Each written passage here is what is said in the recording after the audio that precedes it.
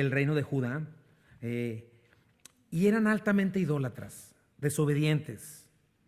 Tenían un éxito político impresionante, pero habían abandonado al Señor.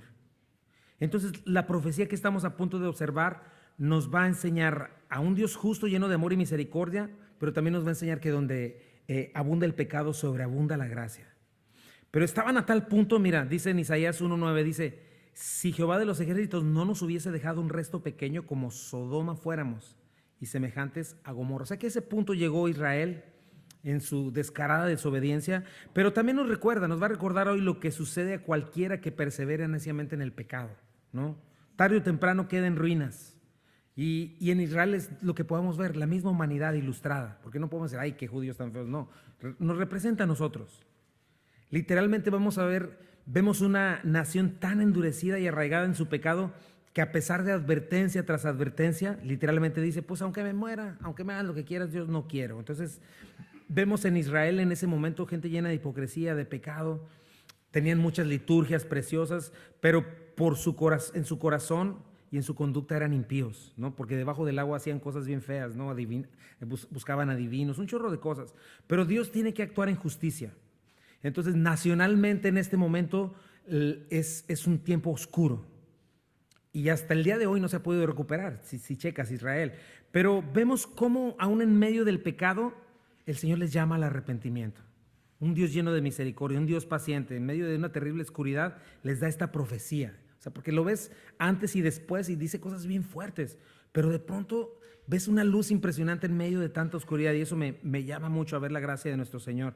Otra cosa que podemos ver es que todo está en pretérito, porque es Dios, el Dios soberano hablando. O sea, es algo o que ya sucedió o Dios lo da por hecho, y es algo que va a suceder porque Dios lo está diciendo, ¿verdad? Dios, eso nos está hablando de su omnisciencia, de su soberanía. Dios todo lo sabe y Dios es poderoso, y lo que Él dice se cumple, así es de que vale la pena poner atención. Entonces, más o menos este es el contexto.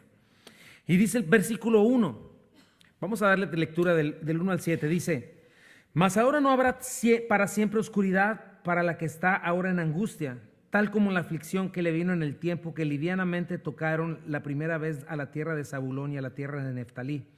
Pues al fin llenará de gloria el camino del mar, de aquel lado del Jordán, en Galilea de los gentiles. El pueblo que andaba en tinieblas vio gran luz. Los que moraban en tierra de sombra de muerte, luz resplandeció sobre ellos. Multiplicaste la gente y aumentaste la alegría. Se alegrarán delante de ti como se alegran en la siega, como se gozan cuando reparten despojos. Porque tú quebraste su pesado yugo y la vara de su hombro y el cetro de su opresor, como en el día de Madián. Porque todo calzado que lleve el guerrero en el tumulto de la batalla y todo manto revolcado en sangre serán quemados, pasto de fuego. Porque un niño nos es nacido, hijo nos es dado, el principado sobre su hombro, y se llamará su nombre admirable consejero, Dios fuerte, Padre eterno, príncipe de paz. Lo dilatado de su imperio y la paz no tendrán límite sobre el trono de David y sobre su reino, disponiéndolo y confirmándolo en juicio y en justicia desde ahora y para siempre. El celo de Jehová de los ejércitos hará esto. Señor, bendice tu palabra hoy, Dios. Por favor, permítenos, Señor, ver qué significa, Señor, que tú estés acá, en tu nombre hermoso. Amén. Y comenzamos con el verso 1, dice: mas no habrá para siempre, o no habrá siempre oscuridad para la que está ahora en angustia, tal como la aflicción que le vino en el tiempo que livianamente tocaron la primera vez a la tierra de Zabulón y a la tierra de Neftalí. Bueno, lo primero que hace es mencionar estas dos tribus, Zabulón y Neftalí, por dos causas. Primeramente es que se estaba profetizando que en medio de toda su maldad, los primeros que iban a recibir la corrección de parte de Dios iban a ser estas dos ciudades, porque son las que tenían límite o colindaban con Asiria. Pero eran unas ciudades que se habían corrompido demasiado.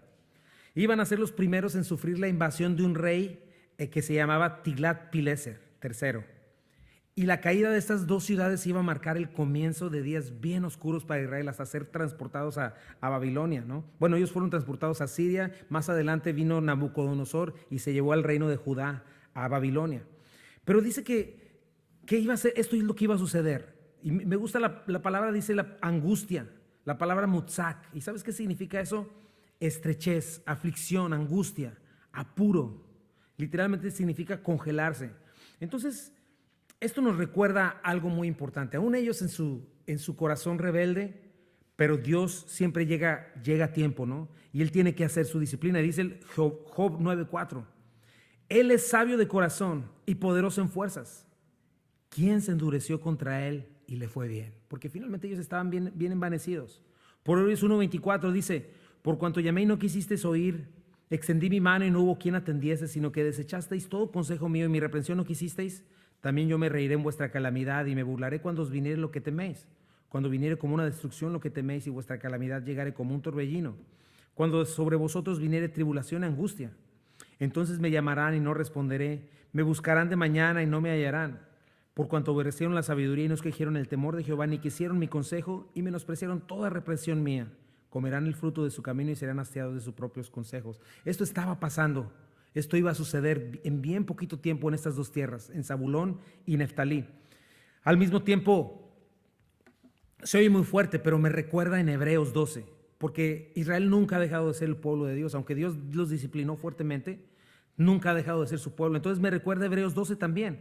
Dice Hebreos 12:5, dice, y habéis ya olvidado la exhortación que como hijos os dirige, diciendo, hijo mío, no menosprecies la disciplina del Señor, ni desmayes cuando eres reprendido por Él, porque el Señor al que ama disciplina, y azota a todo aquel que recibe por hijo. Si soportas la disciplina, Dios os trata como a hijos, porque ¿qué hijo es aquel a quien el Padre no disciplina? Pero si se os deja sin disciplina, de la cual todos han sido participantes, entonces sois bastardos y no hijos. Es verdad que ninguna disciplina al presente parece ser causa de gozo, sino de tristeza, pero después del fruto apacible de justicia, pero después da fruto apacible de justicia a los que en ella han sido ejercitados. Entonces estamos viendo esta situación. Ahora es importante porque acuérdate de esto, cuando estabas chiquito el chanclazo no te llegaba precisamente por ser buen niño, ¿verdad? Sino por respondones rebeldes. Entonces, lo que el Señor está haciendo no es que lo que estamos viendo que le está sucediendo, le va a suceder a Israel, no es que nomás Dios trae la chancla en la mano y está buscando a quién tirársela. No, no es así. El punto es que me gusta esta situación, los trata como a hijos. Los hijos resisten y permanecen. Ahora, hay varias causas que yo quiero dejar, por ejemplo, claro, por las cuales llega el sufrimiento a nuestras vidas, ¿no? En primer lugar, pues vivimos en un mundo caído. Es imposible que no haya tropieces. Segundo, lo que estamos viendo en Israel, podemos aprender por instrucción o podemos aprender por disciplina. Podemos escoger un camino largo, ¿verdad? La disciplina en lugar de la instrucción, lo cual sería el camino corto. O también simplemente podemos vivir pruebas, ¿verdad? Que todo el mundo vive en este mundo, porque estamos en un mundo caído. Entonces es muy importante. Ahora, una diferencia entre estas dos cosas es las consecuencias de la desobediencia son la vara que nos forma cuando somos hijos de Dios, ¿no? Dios cuando nos disciplina, que nos estamos portando mal así como este pueblo de Israel, rompe nuestra soberbia, nos deja bien humilladitos, podemos decir como David, antes que fuese yo humillado, descarriado andaba. Es más, llega a decir David, bueno me es haber sido humillado porque ahora guardo tu palabra, ¿no? Creo que los dije cruzados, pero dicen lo mismo.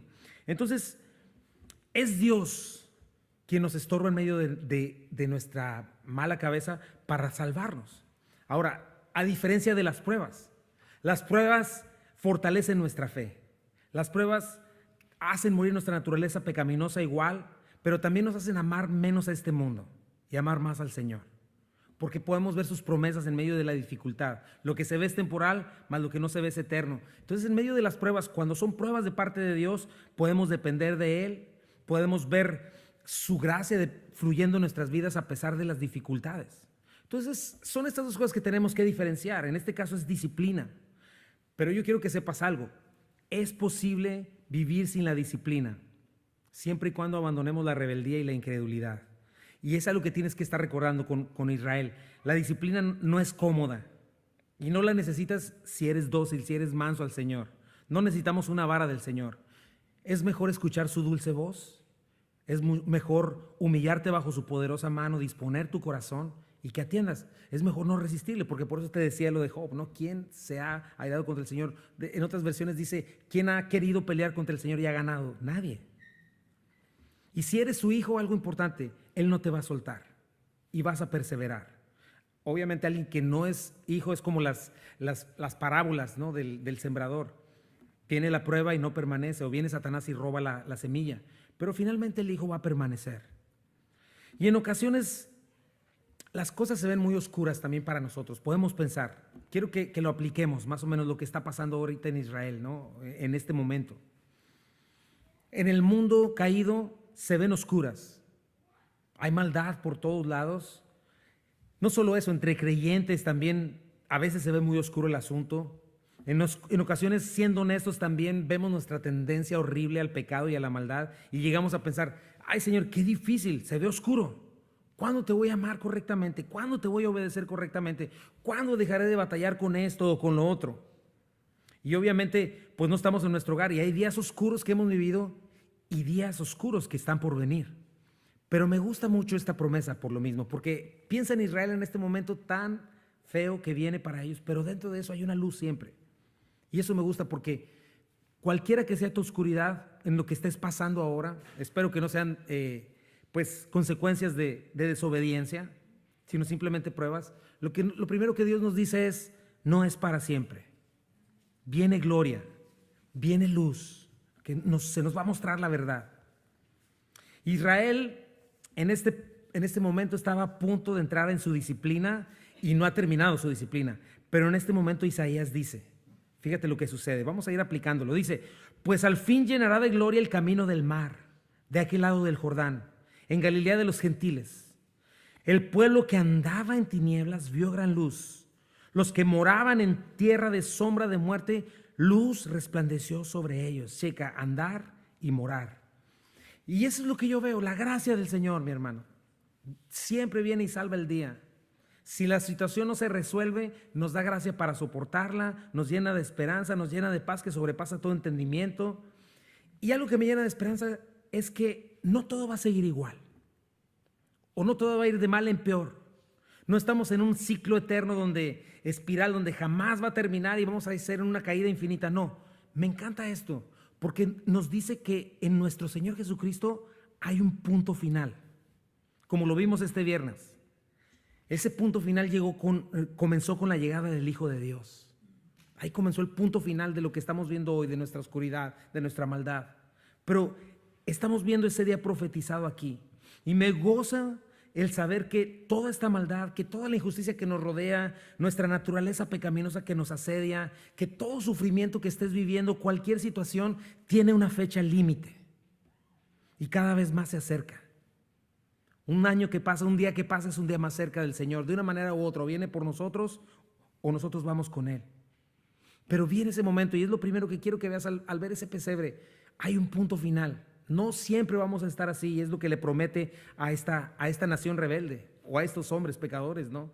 Apocalipsis 7, 16 al 17 nos dice que viene ese día. Ya no tendrán hambre ni sed y el sol no caerá más sobre ellos ni calor alguno, porque el Cordero que está en medio del trono los pastoreará y los guiará a fuentes de aguas de vida, y Dios enjugará toda lágrima de los ojos de ellos.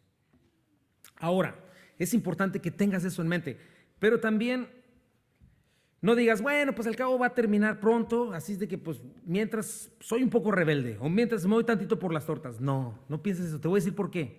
¿Sabes cuánto pasó para que esta profecía se cumpliera para estas personas? 700 años. Y los judíos no la han visto llegar hasta ahora después de 2000 años, después de Cristo. Y te voy a decir algo, tú no tienes 700 años para vivir. Tienes mucho menos. Entonces tenemos que poner atención. Interesante es que el juicio a Israel, checa, comienza por Zabulón y Neftalí, pero me encanta cómo también la salvación comienza ahí. Es algo bien significativo, porque es el primer lugar donde Jesucristo empieza a dar el evangelio cuando Él viene, cuando la luz llega.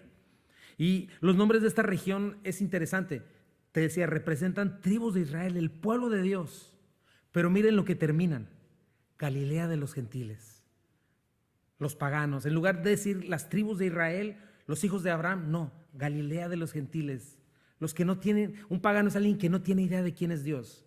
Vive adorando a Dios a su manera, con religión, con esto, con lo otro, pero no tiene un verdadero contacto con el Dios vivo. Puede ser agnóstico, puede ser lo que sea. Se imagina, pero realmente no conoce al Dios vivo. Ese es un pagano.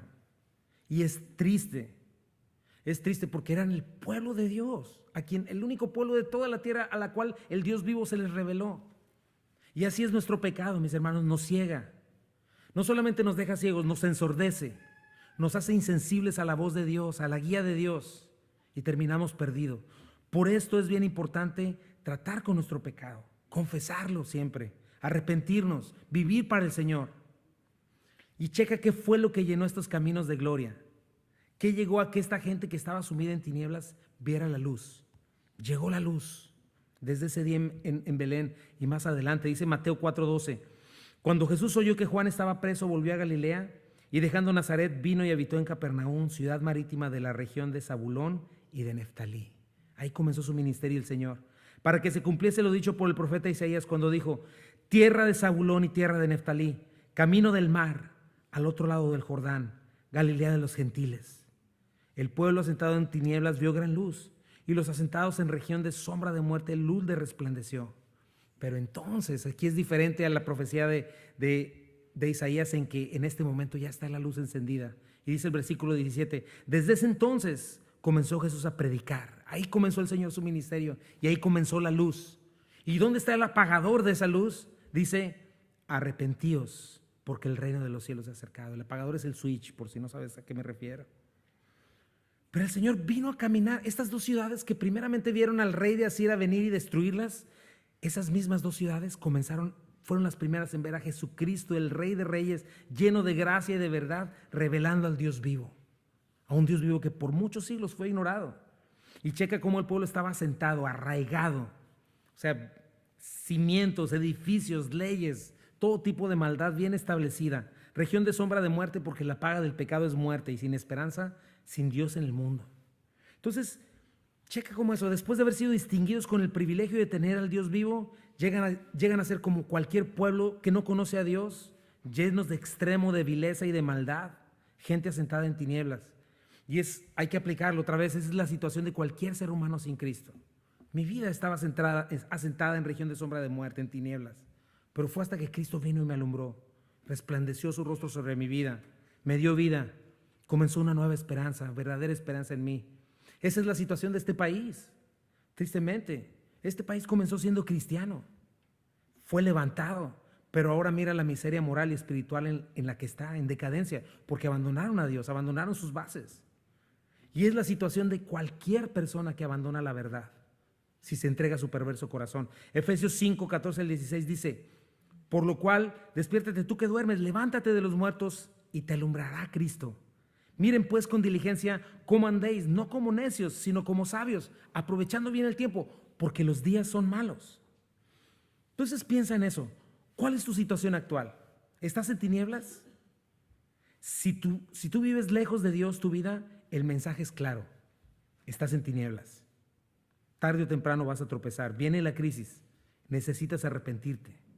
Y lo más maravilloso es que ese arrepentimiento está disponible hoy. Y checa eso, no llega un paso a la vez. Zabulón y Neftalí no llegaron a ese punto en un instante. Por eso procura, esa es una cuestión de cada día. Cada día tienes que rendirte al Señor. Cada día tienes que buscarlo en tu palabra, en oración. Tu comunión con Él, con su iglesia. Todo eso es básico.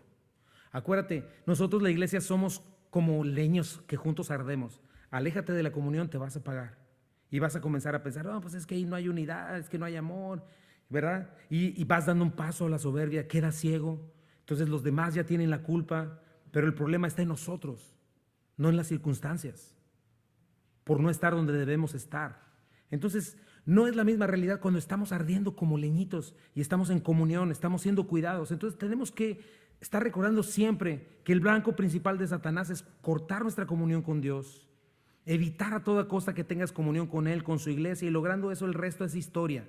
Llega esterilidad, apatía, el clásico me enfrié, y el clásico me enfrié es más bien desobedecí, hasta que llega las tinieblas. Y las consecuencias, como estás viendo en Zabulón y Neftalí, no son baratas. Y eso no es lo que Dios quiere para nosotros. Cristo ya vino, Cristo ya está pregonando arrepentimiento, perdón de pecados en Zabulón y Neftalí, y quiere resplandecer en nuestras vidas. Entonces no debemos permitirnos ni un segundo más vivir así, porque la luz ya está encendida. Ahora, ¿cómo saber si ciertamente ando en tinieblas o no? Primera de Juan 1, 5 a 6 dice, este es el mensaje que hemos oído de Él y les anunciamos, Dios es luz y no hay ninguna tinieblas en Él. Si decimos que tenemos comunión con Él y andamos en tinieblas, mentimos y no practicamos la verdad. Ok, entiendo eso. Bueno, dímelo un poquito más práctico, Juan. Primera de Juan 2:1. Hijitos míos, estas cosas les escribo para que no pequéis. Si alguno hubiese pecado, abogado tenemos para con el Padre, Jesucristo el justo. Y en esto sabemos que nosotros le conocemos, si guardamos sus mandamientos. El que dice, yo le conozco y no guarda sus mandamientos, el tal es mentiroso y la verdad no está en él. Pero el que guarda su palabra, en este verdaderamente el amor de Dios se ha perfeccionado. Por esto sabemos que estamos en él. El que dice que permanece en él, debe andar como él anduvo. Él es la clave, Cristo. Checa lo que dice el versículo 9 del mismo capítulo. El que dice que está en luz y aborrece a su hermano, ¿qué dice? Está todavía en tinieblas. El que ama a su hermano permanece en la luz y en él no hay tropiezo, pero el que aborrece a su hermano está en tinieblas y anda en tinieblas y no sabe a dónde va porque las tinieblas le han cegado los ojos. Y es interesante. Ahora, ¿cuál es el mensaje de Cristo a aquellos que están arraigados en sombra de muerte? Arrepiéntanse. El reino de los cielos se ha acercado. Cambien su manera de pensar con respecto a sí mismos, con respecto a quién es Dios. Porque cuando le damos la espalda a Dios, a su verdad, y creemos la mentira, lo que estamos haciendo es dando un paso a la soberbia, engañarnos a nosotros mismos. Satanás nos engaña, entonces hace que nos amarguemos contra los demás y específicamente contra Dios.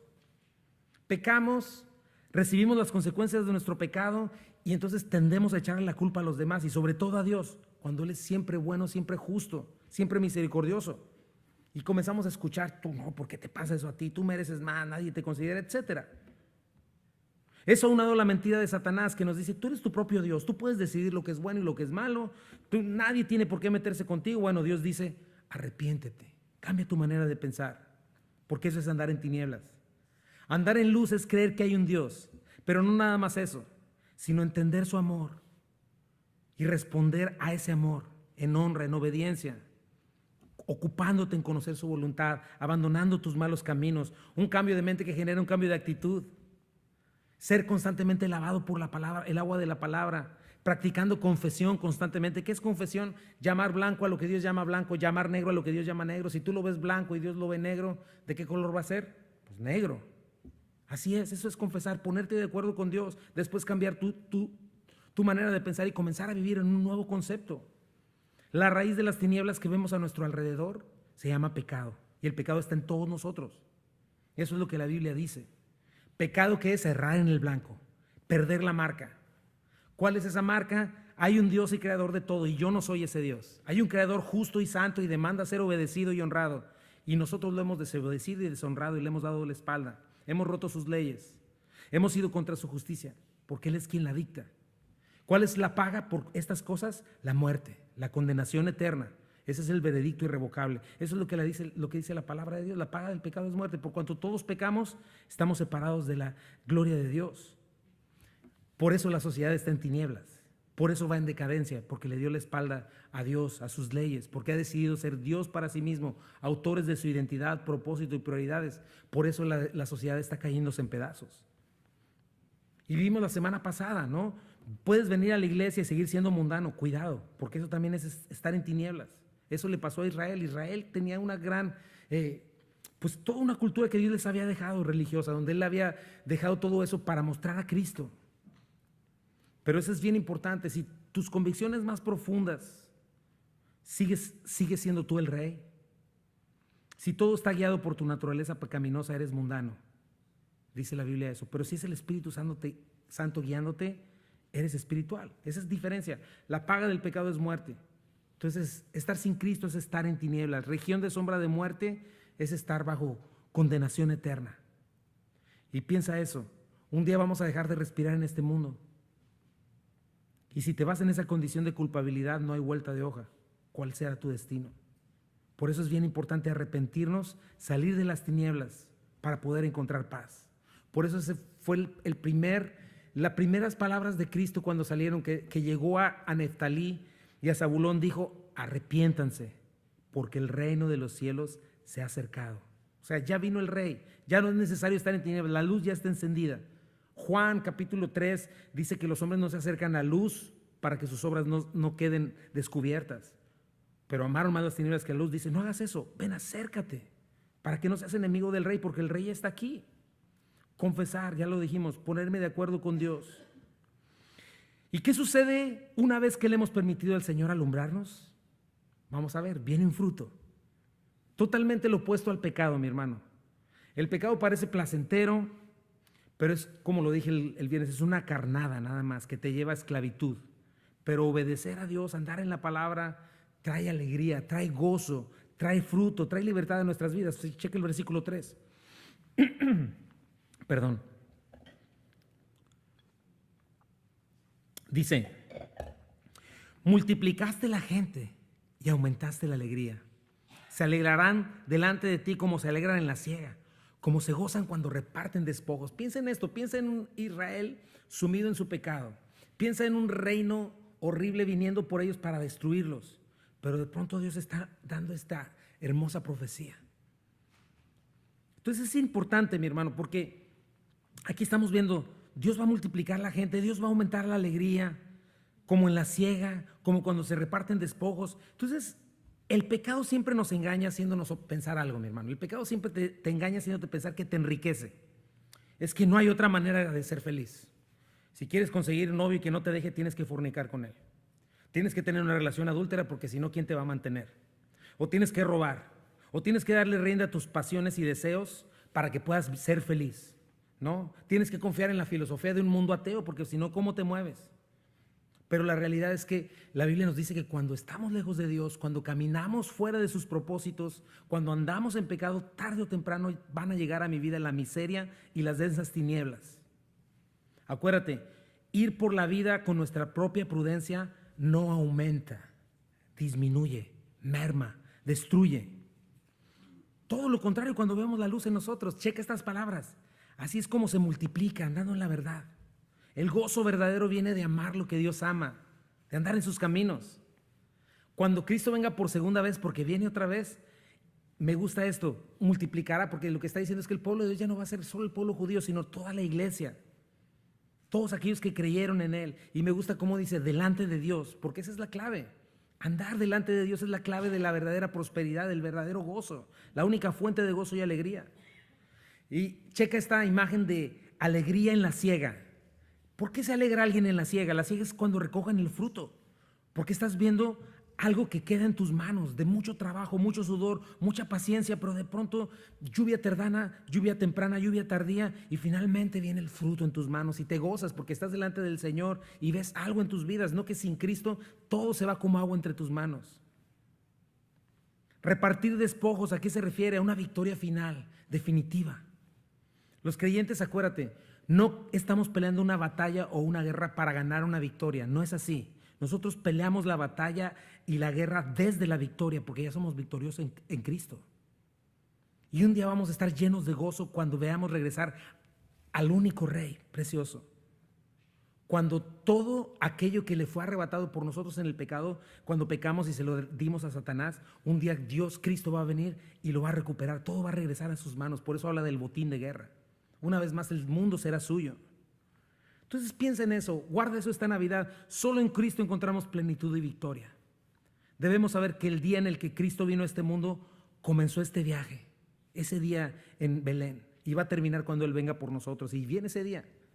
Un gozo cuando se recoge la siega y un gozo cuando repartimos los despojos o recuperamos lo que es nuestro. Recupera Dios lo que es suyo. Lo vimos la semana pasada, ¿no? Piensa en eso. ¿Qué manifiesta tu vida? Gozo a pesar de cualquier circunstancia. ¿Vives en el departamento de quejas, de amargura? Si hay luz en ti, puedes vislumbrar esta victoria. Puedes disfrutar del fruto de tener el Espíritu Santo en ti. Puedes amar, servir a los demás, sacrificarte por los demás, vivir para la gloria de Dios, cumplir la gran comisión, ser transformado a la imagen de Cristo por gracia, como favor inmerecido, y eso te trae gozo. Si nos sabemos perdonados, hoy aquí, si entendemos el perdón de Dios sobre nosotros, que Dios se haya humillado, que se haya hecho esclavo, que haya tomado la forma de hombre para morir por nuestros pecados, entonces con eso ya es suficiente para que tengas gozo. Y tu oración que pase de, Señor, quiero esto, ¿por qué no me das aquello? Señor, ya me perdonaste, no quiero más, gracias. Si me das otra cosa, bienvenido, te agradezco, pero ya me diste todo lo que necesitaba. Entonces, que puedas decir con gozo, Señor, es tu plan que me enferme, venga. Mi enfermedad te va a glorificar, Señor, venga. Mi humillación, mi tribulación, venga, Señor. Por eso Pablo pudo decir eso, Filipenses 4:11, he aprendido a vivir, a contentarme cualquiera que sea mi situación. Sé vivir humildemente, sé tener abundancia en todo y por todo estoy enseñado, así para estar saciado como para tener hambre, así para tener abundancia como para padecer necesidad. Todo lo puedo en Cristo que me fortalece. ¿Qué puedes decir eso? Señor, no hay nada que me cause más gozo que verme siendo parte de tu plan. No pretender hacerte a ti parte de mi plan. Porque ya me vi como un leproso, Señor. Ya me vi muriendo en vida, como la mujer de flujo de sangre, separado de la sociedad, inservible. Pero en ti veo que me has salvado. Entonces, si estás en el punto de la negociación todavía, no has entendido lo que se te concedió cuando Dios te perdonó, cuando Dios te hizo ciudadano de su reino. Si todavía estás, Señor, bendíceme y te prometo que ahora sí te voy a servir. Concédeme esto y ahora sí te prometo que voy a ir a la iglesia. Voy a utilizar mis recursos para servirte. Dios no necesita tus recursos ni los míos. Él es Dios. Él es el dueño de todo. Y hasta que no te encuentres lleno de gozo por el simple hecho de que su luz ya te resplandeció en su perdón, en arrepentimiento, en confesión, todavía no le conoces como debes. Hasta que estés de este lado, del lado de la luz. ¿Dónde está ese lado? Del lado del perdón, la reconciliación. Entonces vas a tener luz para apreciar, conocer la verdad, andar en amor y vivir en libertad. Primera de Juan 1:3 dice, lo que hemos visto y oído, esto les anunciamos para que también ustedes tengan comunión con nosotros. Y nuestra comunión verdaderamente es con su Padre, con el Padre y con su Hijo Jesucristo. Estas cosas les escribimos para que vuestro gozo sea cumplido. Entonces, el gozo y la alegría que vienen del Espíritu Santo, debemos tenerlos y debemos diferenciarlos del placer efímero que viene de este mundo, que es una trampa mortal. El gozo viene de Cristo, únicamente de Cristo. Y para poder apreciarlo necesitas haber sido alumbrado, ¿no? Así como cuando hay algo que solamente cuando prendes la luz lo ves. El hecho de que Cristo haya venido y se haya hecho hombre, el hecho de vernos perdonados cuando no lo merecíamos, no solo nos trae gozo, sino que nos trae libertad de la opresión del pecado. Cheque el siguiente versículo. Porque tú quebraste su pesado yugo y la vara de su hombro y el cetro de su opresor como en el día de Madián. Imagínate, esto Dios ya está diciendo, ya sucedió. Aunque estaba a punto de ser disciplinado, Zabulón y Neftalí, Dios ya está viendo eso. Pero checa lo que estaba en este lugar: un yugo pesado, una vara en su hombro, un opresor, un tirano sobre ellos. Había esclavitud, significa el yugo, como una bestia de carga que es obligada a trabajar con látigo. La vara del hombro se refiere al latigazo que hace alguien que se postre. Póstrate, pum. El cetro habla del reinado, de un gobierno al cual no está sujeto como un súbdito, sino como un prisionero de guerra. Y eso es lo que hace el pecado con nosotros, mis hermanos. Al contrario de lo que un mundo en tinieblas piensa, ¿no? El pecado siempre es esclavitud, dura esclavitud, y termina en dolor, miseria y angustia. Mucha gente no viene a Cristo y menos a la iglesia porque piensa que Dios le va a arrebatar su fuente de diversión, el pecado. Pero lo único que está haciendo es dejarse destruir poco a poco. El día de Madián, ¿sabes que fue un día muy especial? Fue una victoria impresionante, lo puedes leer en Jueces 7:22. Pero ¿sabes cómo ganaron esa trompeta? Bueno, es muy interesante, tiene muchas cosas, no tenemos tiempo para verlo todo, pero ellos ganaron delante de cientos de miles de enemigos, rompiendo una vasija, llevando una antorcha y gritando trompetas. O sea, fue Dios, fue el poder de Dios, fue la gracia de Dios. Obviamente ellos que tuvieron que estar ahí presentes, tuvieron que creer y hacer lo que Dios le pidió, pero Dios fue el que trajo una victoria preciosa. Entonces, Madián, por otro lado, también representa nuestra naturaleza pecaminosa. Y Satanás, que siempre nos quiere seducir y esclavizar, porque también eso representa más adelante en otras batallas.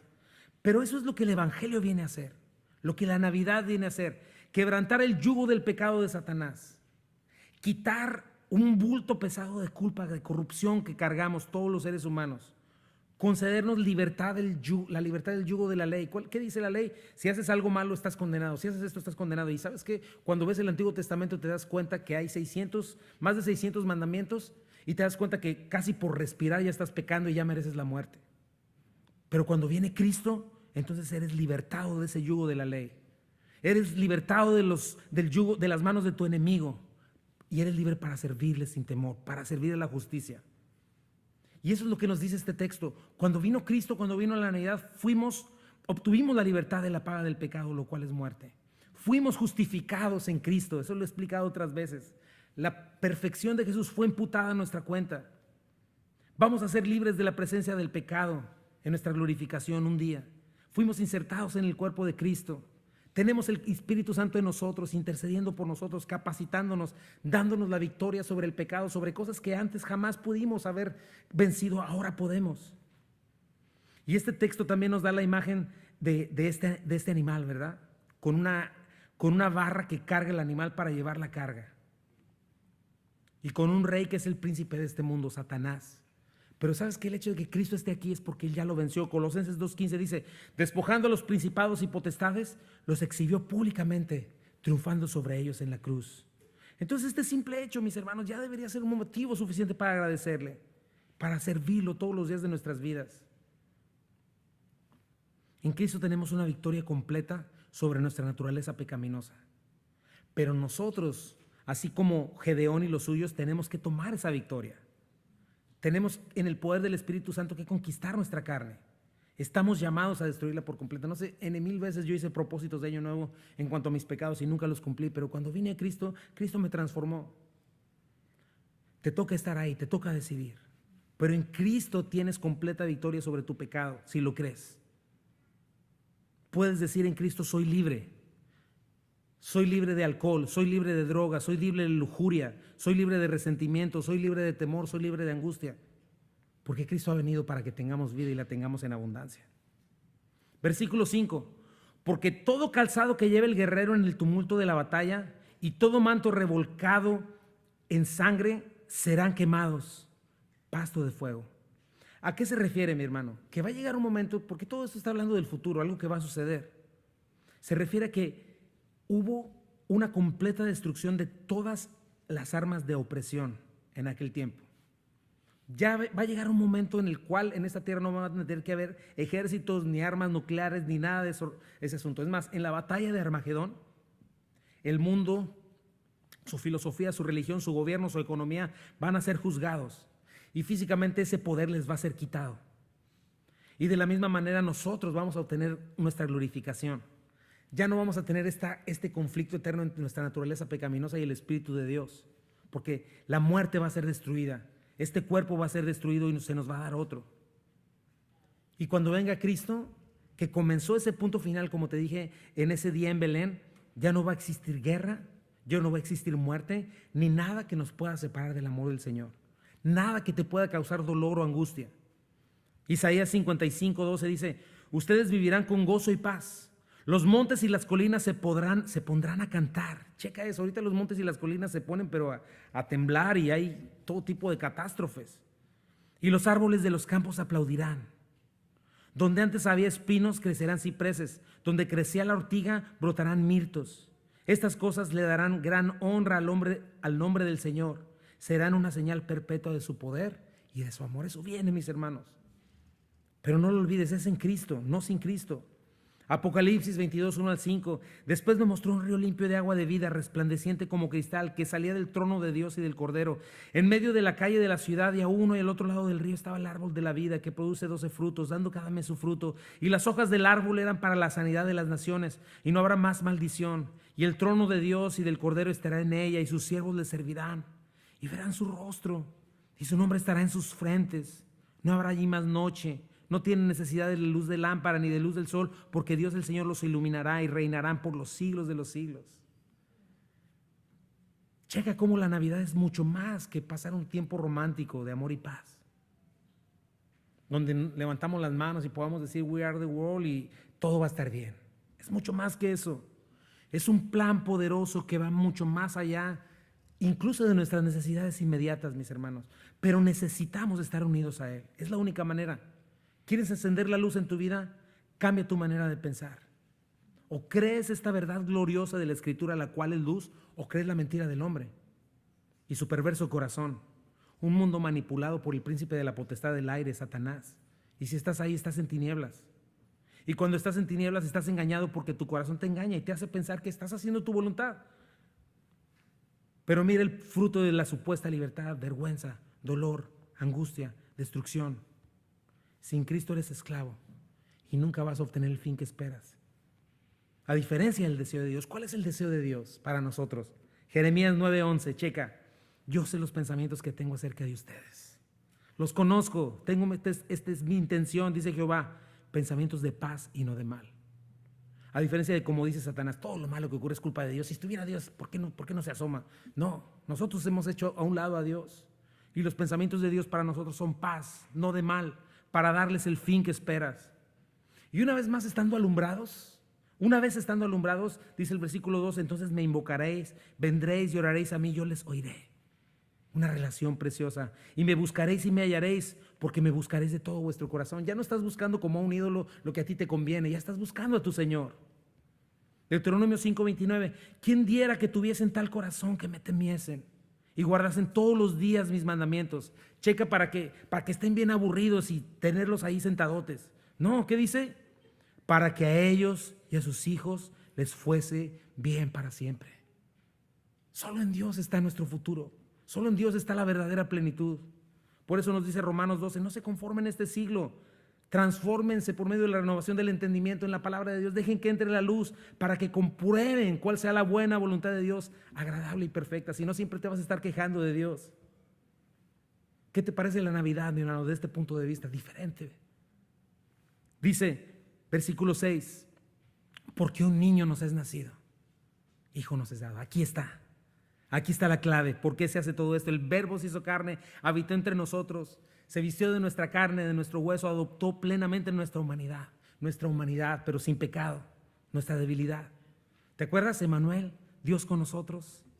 ¿Por qué? Porque solo un ser humano podía salvar a la raza humana. Pero tendría que ser un ser humano que no dejara de ser Dios para poder cargar con los pecados de todos nosotros y después resucitar. Tendría que ser completamente Dios, pero completamente humano. Y me encanta lo que dice, nos es dado. ¿Qué significa? Es pura gracia. Es porque quiso hacerlo. Nuestro antepasado Adán pecó, le dio la espalda a Dios, trajo a toda la humanidad subsecuente dolor, muerte, destrucción. Entonces era necesario que llegara otro Adán sin pecado. La simiente de esta mujer concebido por obra y gracia del Espíritu Santo. Y este nuevo hombre, con una nueva naturaleza, Dios decidió hacerse como este pequeño bebé.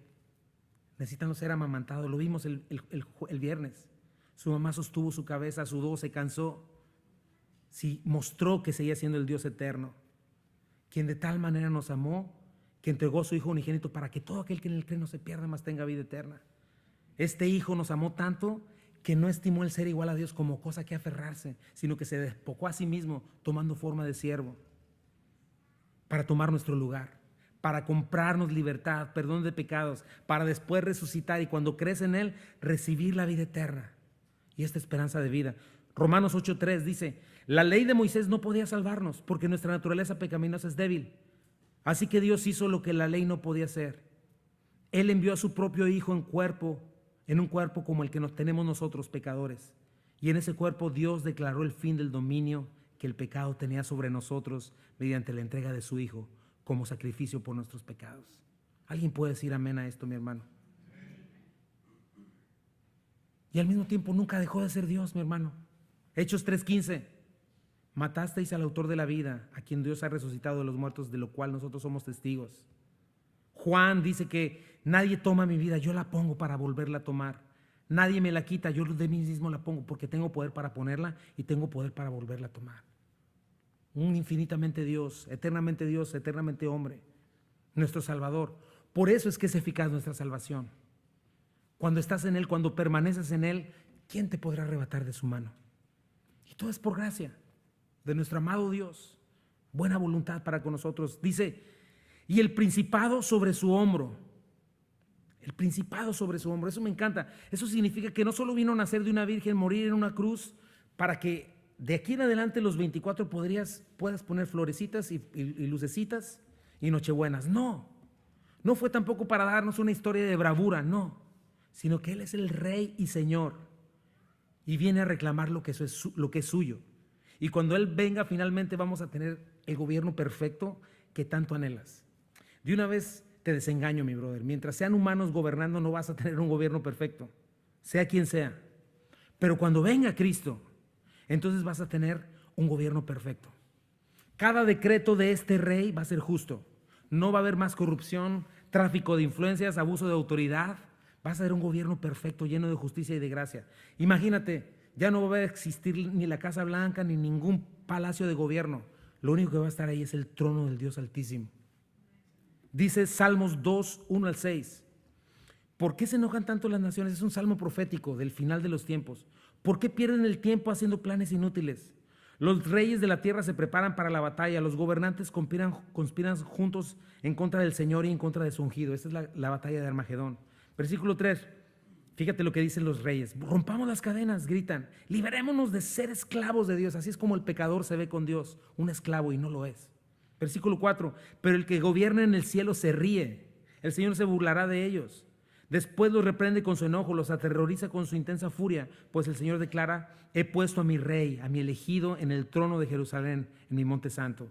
Dice el versículo 7, el rey proclama el decreto del Señor. El Señor me dijo: tú eres mi hijo, hoy he llegado a ser tu padre.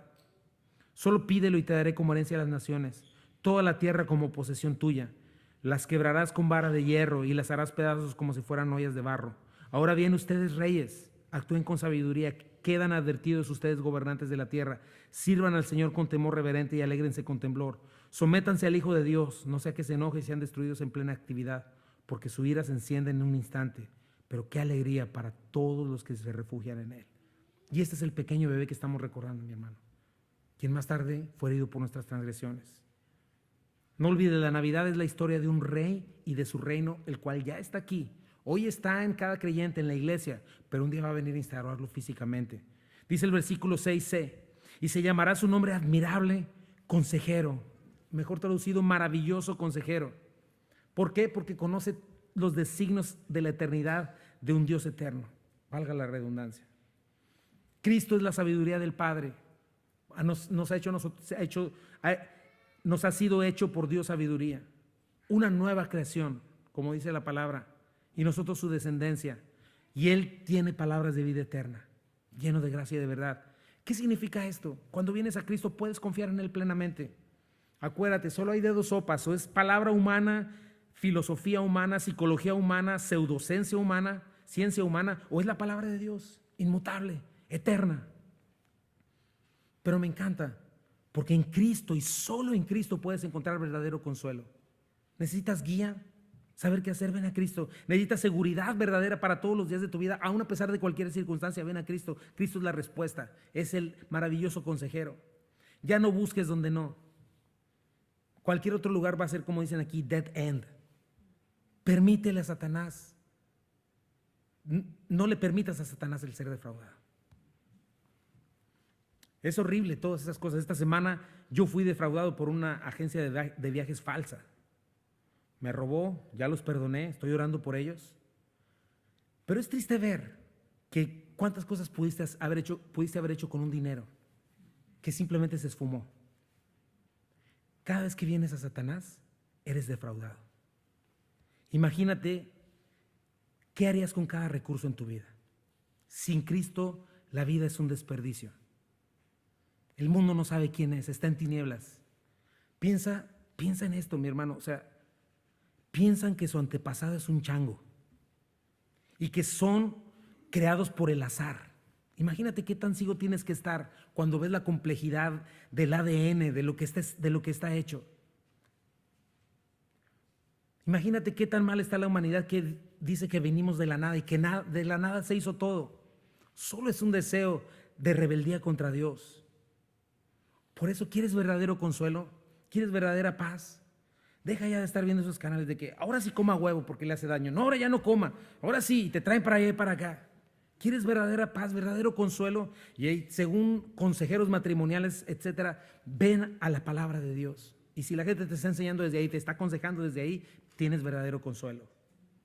Pero tienes que recordar esto, y la Navidad tiene que recordarte esto: solo en Cristo hay verdad, verdadero consejo, verdadera restauración para tu vida. Pero tienes que entregarte a Él para que tengas luz. Dios fuerte literalmente significa irresistible campeón en la batalla, quien va a obtener la victoria final. Él es invencible. Es imposible que pierda, mi hermano. Es imposible que Dios pierda. Deja de resistirlo. Cuando estés delante de Él en el juicio, no te vas a poder ni levantar del piso, ni boca vas a poder ver en ti. Así vas a estar. Vino como un pequeño bebé, murió como un cordero, enmudeció, fue llevado al matadero. pero va a regresar como el león de la tribu de Judá. Y su rugido, a su rugido la creación entera se va a postrar. Todo incrédulo y todo burlador va a quedar postrado. Todo pseudosabio de este mundo va a quedar mudo. Dice la palabra que Dios ha enloquecido la sabiduría de este mundo. La Biblia es totalmente clara, mis hermanos. Cristo es el Hijo de Dios, de la misma naturaleza de Dios. No es un Dios pequeño, no es una emanación de Dios, no es el ángel Gabriel ni su hermano. Es el Dios todopoderoso, uno con el Padre y con el Espíritu Santo, tres en uno. Padre eterno, checa eso. Mejor traducido es perpetuamente Padre. ¿Qué significa eso? Que no hay manera que Él te deseche si ya te adoptó como su hijo. ¿No es eso maravilloso? Efesios 1, 4 al 6. Según nos escogió en Él antes de la fundación del mundo, para que fuésemos santos y sin mancha delante de Él, en amor, habiéndonos predestinado para ser adoptados hijos suyos por medio de Jesucristo, según el puro afecto de su voluntad, para alabanza de la gloria de su gracia, con la cual nos hizo aceptos en el amado. Y este término de adopción en la Biblia, mi hermano, no significa que te recogió porque estabas abandonado, porque pobrecito. No, ¿sabes qué significa en esta cultura? Que aunque fueras un hijo legítimo, un hijo biológico, tenían que reconocerte legalmente. Es como cuando registras a un hijo. Y eso fue lo que hizo el Señor en Cristo. Nos aceptó como hijos legítimos. Nos hizo aceptos, aprobados, porque nosotros ve la justicia de Jesucristo cuando creemos en Él. ¿Sabes qué implica esto? Que Dios no es un Dios lejano. Que Dios, aunque es majestuoso y eterno, no es alguien a quien no te puedas acercar. Es un Padre amoroso que tiene cuidado de sus hijos, que quiere abrazarles, procurarles, instruirles, disciplinarles, pero no para desecharles, sino para formarles. Un Padre lleno de amor, gracia y ternura, un Padre perfecto. Ese es nuestro Cristo, ese pequeño bebé. Romanos 8, 14, 16 dice: porque todos los que son guiados por el Espíritu de Dios, estos son hijos de Dios. Pues no habéis recibido el espíritu de esclavitud para estar otra vez en temor, sino que habéis recibido el espíritu de adopción, por el cual clamamos: Abba, Padre, papá. El Espíritu mismo da testimonio en nuestro espíritu de que somos hijos de Dios. ¿Tienes ese testimonio morando en ti? Príncipe de paz. No existirá más guerra porque Él es el príncipe de paz. Hoy por hoy todo se trata de conflictos por aquí y por allá, mi hermano. Armas nucleares, genocidio. Bueno, cuando llegue el Señor no va a haber más conflicto en ningún lado porque Él es la paz. Hoy en día, mis hermanos, qué difícil es mantener la unidad, ¿no? Qué difícil es estar ahí con tus hijos. Hijos, no se peleen, por favor. En tu trabajo, qué difícil es que no haya problemas. Ya se calmó uno, ya se levantó el otro.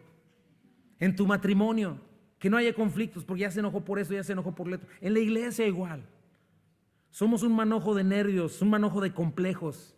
Tenemos en nuestro corazón hostilidad. Dice la palabra de Dios que por un bocado de pan prevaricará el hombre, porque la causa no es el pan. La causa no fue que se quemó la sopa, no. La causa es que hay hostilidad en el corazón del hombre. Pero en Cristo, cuando Él llegue, la perfecta paz va a regresar. Pero hoy también, cuando estás en Cristo, cuando el Espíritu Santo mora en ti, cuando le das el control de tu vida, Él prometió su paz que sobrepasa todo entendimiento. Una paz como el mundo no la puede dar y solo está en Cristo.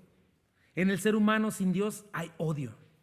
Los hijos están enojados contra los padres y viceversa, y todo se trata de guerra. Pero cuando vienes a Cristo y haces la paz con Dios en Cristo por la fe, conoces la paz verdadera. Pero va a haber un tiempo en el que va a ser restaurada a la perfección, porque nuestro Dios es príncipe de paz. Es impresionante, es parte de su carácter, es parte de lo que Él es. Nada que ver con ningún gobernante de este mundo, por más grandioso que se vea, no deja de ser polvo. Y eso es lo que podrás ver si te dejas alumbrar, si decides dejar de amar tus tinieblas, porque si no sigues ciego, insensible a lo eterno, a lo real, y lo que se ve dejará de ser. Versículo 7. Lo dilatado de su imperio y la paz no tendrán límite. Un imperio sin fin, un reinado de paz eterno, en crecimiento, constante crecimiento, justicia, bondad, belleza, maravilla, todo lo bueno que te puedas imaginar.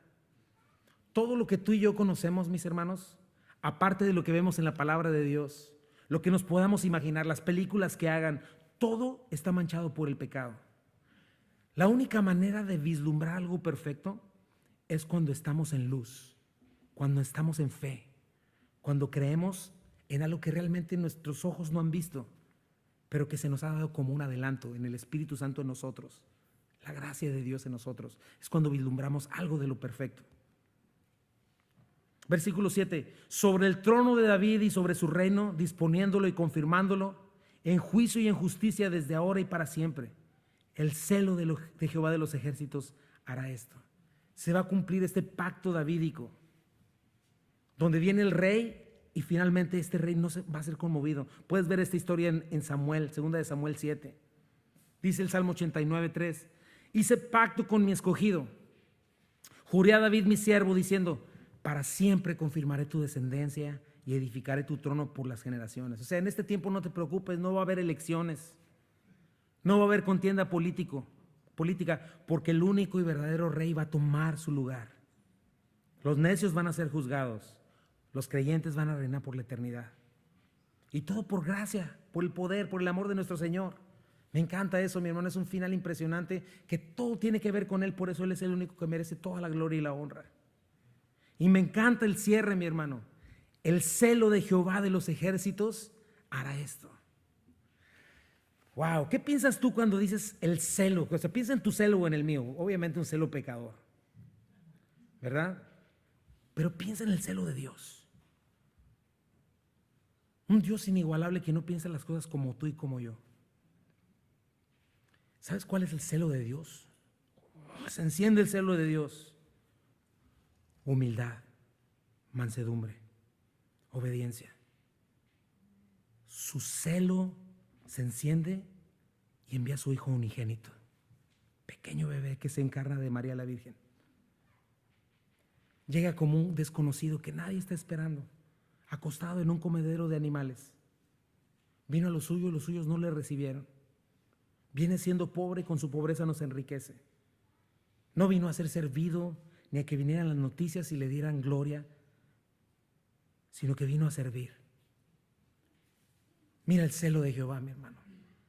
Se quita el manto de autoridad, se pone una toalla, toma el lugar del esclavo de la más baja categoría y lava los sucios pies de sus discípulos. Nos ama hasta el fin. Mira el celo de Jehová, mi hermano, que tiene los brazos abiertos para una humanidad que le rechaza, que tiene infinita gracia y misericordia para una iglesia mayormente rebelde, nada gloriosa, voluble e infiel. Pero su celo es este, un Dios lleno de amor y misericordia, pero a la misma vez un Dios justo. Por eso es que su venganza es tan fuerte. Por eso es que el día del juicio va a ser tan terrible, porque implica el juicio sobre un rechazo malvado y rebelde hacia un Dios bueno, que llora al extender sus alas sobre una humanidad que le quiere matar, que le mató en una cruz. Por eso si oyes hoy su voz, no endurezcas tu corazón, entrégate a Él. Estas cosas son verdad y están por suceder. Sea que el Señor viniera hoy, en este instante, o que tú fueras hoy a dar cuenta, porque nadie te asegura que hoy pueda ser tu último día en este mundo. Dios mismo lo afirma y Él lo llevará a cabo. ¿Cuál va a ser nuestro pensamiento en esta Navidad, mi hermano? Estás ya en el reino de Dios. El reino de los cielos se ha acercado. Hace 2000 años, con este pequeñito, Dios mismo se hizo hombre. Y el día de hoy puedes disfrutar de poder ver al Rey en acción en tu vida. Yo lo he visto, pero necesitas estar de este lado. Necesitas ser alumbrado por la luz del Evangelio en tu corazón. Porque viene un día, y no es muy lejano, en el cual toda rodilla se doblará, quiéralo o no. Tarde o temprano vas a doblar la rodilla delante del Rey. Si no es hoy por fe, entonces, y en términos de paz, entonces va a ser en términos de enemistad. Vas a ser enemigo de Dios. No quieres eso. Dios no quiere eso. Y si de pronto te has dado cuenta que sigue siendo el Rey, debes saber que solo hay un Rey. Y si no estás en su reino, entonces eres enemigo del Rey. Aunque el diablo te engaña haciéndote creer que tú eres el Rey, la realidad es que estás viviendo bajo su yugo de esclavitud y realmente está trabajando en tu destrucción, en tu muerte y condenación, no en que prosperes. Eso es lo que hace Satanás. ¿No te gustaría de una vez por todas poner en el trono de tu corazón, de tus intenciones, de tus convicciones al único Rey que te ama y dio su vida por ti? Tenemos que actuar y obedecer, mis hermanos. Si decimos que somos creyentes y le conocemos, no hay otra manera de guardar los mandatos de nuestro Rey maravilloso, bueno y justo. Nuestra victoria, ahí está. Cristo hoy no es ese pequeño bebé tierno e indefenso. Es el Rey soberano todopoderoso que está sentado a la derecha del Padre. Estar sin Cristo es estar en tinieblas. Y este pequeño bebé que vino al mundo fue acostado en un pesebre, es el Dios todopoderoso. Pequeños pies y manos que fueron heridos por nosotros. Piensa en eso para cerrar. ¿Tienes paz? ¿Has sido reconciliado con Dios? ¿Quieres conocer la paz? ¿Quieres dejar de ser enemigo de Dios? ¿Quieres estas buenas noticias? Hoy es el día. La respuesta no es una religión, no son buenas obras. Necesitaría ser perfecto si fuera eso. Y hemos pecado y merecemos la muerte. Es confiar en Cristo, depositar tu confianza en Cristo. ¿Escuchas hoy su voz? No endurezcas tu corazón. Haz la paz con Dios. Él te la ofrece hoy. Hoy Dios, Cristo quiere resplandecer su rostro en nosotros. Quiere darnos vida. Quiere que veas, que contemples de qué se trata la Navidad. De tal manera amó Dios al mundo que entregó a su Hijo unigénito para que todo aquel que en él cree no se pierda, mas tenga vida eterna. Confiesa, arrepiéntete, confía en Jesucristo. Observa en tu interior cuáles son tus anhelos. Honrar, obedecer, amar, ser como Cristo. Probablemente sigas en tinieblas, pero hoy puede parar eso. ¿Qué fruto arroja tu vida? Amor, gozo, paz, paciencia, benignidad, bondad, fe, templanza o celos, contiendas, divisiones, adulterios, herejías, borracheras. Es un desastre, cada día está peor. O quizá hubo un tsunami, pero ahora ya hay letreros donde dice, disculpe la molestia, es que esto lo ocasiona. Está en reconstrucción ahora. ¿Qué tienes que hacer, mi hermano? Arrepiéntete, confiesa. Lucas 1:31 al 33. Y ahora concebirás en tu vientre y darás a un hijo y llamarás su nombre Jesús. Será llamado Hijo del Altísimo y el Señor Dios le dará el trono de David su padre y reinará sobre la casa de Jacob para siempre y su reino no tendrá fin. Esta es la Navidad. 2 Corintios 5:19-21. Dios estaba en Cristo reconciliando consigo al mundo, no tomándole a los hombres en cuenta sus pecados, y nos encargó a nosotros la palabra de la reconciliación. Así que somos embajadores en el nombre de Cristo, como si Dios rogase por medio de nosotros. Le rogamos en el nombre de Cristo, reconciliados con Dios. Al que no conoció pecado, por nosotros lo hizo pecado, para que fuésemos hechos justicia de Dios en él. ¿Qué significa ese pesebre? Que Dios ya recorrió el camino, mi hermano, para alcanzarnos, para reconciliarnos, pero tenemos que tomar la decisión.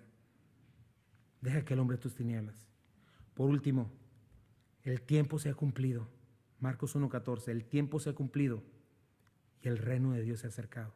Arrepentíos y creed en el Evangelio. Espero que te haya quedado más claro. Vamos a orar. Señor Jesucristo, gracias por recordarnos, Señor, en Isaías 9, Señor, lo que significa, Señor, la Navidad. ¿Quién eres tú, Padre? Y Dios, yo te ruego en este día, Señor, si hay alguien aquí que no te ha entregado su vida y hoy le estás llamando, tú puedes decirle al Señor, ábrele tu corazón y ora conmigo y dile, Señor Jesucristo, yo reconozco que he pecado, reconozco mi maldad, yo quiero cambiar mi manera de pensar, quiero hacerte el Rey de mi vida, quiero dejar de ser el Rey, quiero comenzar a caminar en ti, Señor. Por favor, Dios, he vivido en tinieblas toda mi vida y yo quisiera, Señor, que hoy alumbraras mis ojos, alumbraras mi corazón. Tráeme luz, por favor. Dios, entiendo que no es una religión, entiendo que no se trata de lo que yo quiera, sino de lo que tú dices, Señor. Se trata de tener una relación contigo y ser reconciliado contigo, Dios.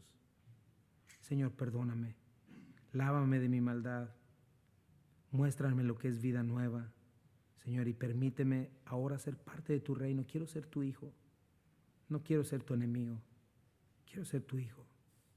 Te entrego las riendas de mi corazón. Ayúdame a no temer, a abandonar aquello que creo que no podría vivir sin eso, porque es una mentira. Ayúdame a creer que en ti hay palabras de vida eterna. Ayúdame a creer que solo en ti hay gozo y plenitud y que fuera de ti, tarde o temprano, viene la crisis, la condenación y la destrucción eterna. Señor, creo que tú eres el camino y la verdad y la vida. Señor, creo que no tengo nada para entregarte, con qué negociar contigo, sino solamente mi vida, entregarla a tus pies y que tú hagas de ella lo que tú quieras. Creo que tú estás vivo, Creo que tú fuiste a morir en la cruz del Calvario por mí y pagaste lo que yo debía, pagaste mis platos rotos.